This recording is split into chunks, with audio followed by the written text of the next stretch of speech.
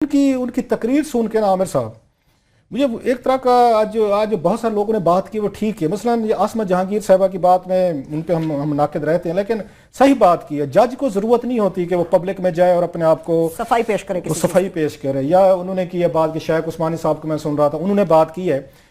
ये वो स्ट्रेटजी थी आमिर साहब जो नवाज लीग की थी और कल कामयाब रही है सर, कि जजेस पे इतने अटैक करो और सुप्रीम कोर्ट को इतना डिफेंस करके ले जो कि आते बाकी छोड़ दे, मुसद्दक मलिक आते जाते 2-4 सुप्रीम कोर्ट को चपेट मार मुशर्रफ के राइट हैंड आदमी रहे में अमेरिकन नेशनल है और कल सबसे पहले फ्लाइट लेके दौड़ेंगे। ठीक, अब अगर हालत ये पे आ गई है ना कि अगर आपको मुसद्दक मलिक बाकी छोड़ दें, परवेज अब रशीद को छोड़ दें, औरंगजेब मरियम औरंगजेब साहब को छोड़ दें, तलाल चौधरी, दानियाल अजीज, साद रफीक साहब, नवाज शरीफ साहब, बाकी सबको छोड़ दें, वो बड़े लोग हैं। अगर मुसद्दक मलिक भी सुप्रीम कोर्ट को चपेड़े मारने पे आ गए ना, फिर इनको सुलह कर लेनी चाहिए। नवाज शरीफ साहब के खिलाफ एक और रिव्यू पिटीशन लें और इसको पूरे फैसले को रिवर्स कर दें। ये शाकर था जो कल मैंने उनकी देखी है कि उन्होंने वहां से शुरू किया। उन्होंने टारगेट कहां से शुरू किया? जस्टिस खोसा साहब से शुरू किया।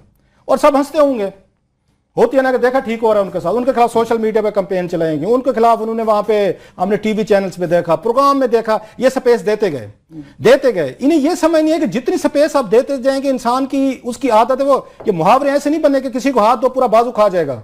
इसके पीछे बड़ी विजडम खड़ी हुई है। सुप्रीम कोर्ट ने इनको हाथ दिया है सर, क्या हाथ मिलाएं जरा, उन्होंने पूरा बाजू ले लिया है। उसका नतीजा यह निकला है कि चीफ जस्टिस ऑफ पाकिस्तान के खिलाफ ये जो चीज आई है आमिर साहब, ये आपने कहा सोच सकते थे इसके पास, फिर तो ये इसका मतलब आपको डराने में कामयाब रहे हैं। इन्होंने डराया है सुप्रीम कोर्ट ऑफ पाकिस्तान को, एक जज ने, हम तोड़ देंगे तो चन्ने बन जाएंगे तो हम आपका हशर कर देंगे। सर ये सुप्रीम कोर्ट ऑफ पाकिस्तान जो है, इनको जिस तरीके से इन्होंने अपनी वजाहतें दी हैं साकिब निसार साहब ने, मेरा ख्याल है इसके बाद सुप्रीम कोर्ट ऑफ पाकिस्तान मजीद एक नए उसमें एक क्राइसिस का शिकार हुई है सर।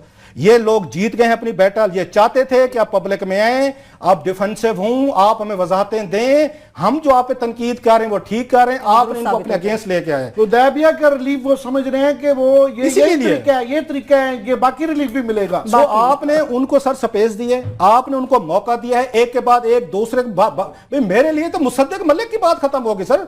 आसिफ किरमानी आके आप पे अटैक करके जाए, आप किसी को नहीं बुला रहे, ये समझ रहे हैं कि फ्रीडम है, तो फिर वो फ्रीडम हमारे लिए क्यों नहीं थी? हुदैबिया केस में तो जस्टिस काजी फैज ईसा साहब ने हमें गैगिंग क्यों ऑर्डर दिया, उन्होंने हमें क्यों आकर जिप कर दिया है? हमारे लिए आपने एक और वहां पे रखा हुआ है कि जनाब मीडिया नहीं इसके मेरिट डिमेरिट पे बात कर सकता, जो मतलब है और उसका कह सकते हैं सबसे ज्यादा डॉक्यूमेंटेड स्कैम है सर हुदैबिया वाला जो है, जिसपे जैसे बाबर रवान का मैं पढ़ रहा था, उनका कालम पढ़ रहा था, बड़ा खूबसूरत कालम था जिसमें बड़ी तफसील से लिखा है कि जनाब कि आपने उसका ट्रायल नहीं हुआ, उसकी वहां पे आपने प्रोसिक्यूशन नहीं की, उसकी पनिशमेंट नहीं हुई, बगैर पनिशमेंट किए, बगैर प्रोसिक्यूशन किए केस आपने क्लोज कर दिया और उसको रिओपन भी नहीं कर सकते। सर इनके साथ बड़ी इज्जत मोहब्बत के साथ अगर आपने जो वजाहतें दी हैं, इन वजाहतों से आपने लोगों को स्ट्रांग किया है। जो चाहते हैं इस मुल्क में रूल ऑफ लॉ चाहते हैं, जो इस मुल्क में स्ट्रांग एक इंस्टीट्यूशन चाहते थे, और इन लोगों को भी जहन में रखना चाहिए आमिर साहब लास्ट कि जिस मुल्क में मीडिया और आपकी जुडिशरी एक्टिव नहीं होगी उस मुल्क में जमहूरियत नहीं चलेगी। इन्होंने मीडिया को नहीं है, ये गालियां हैं, गालियां सर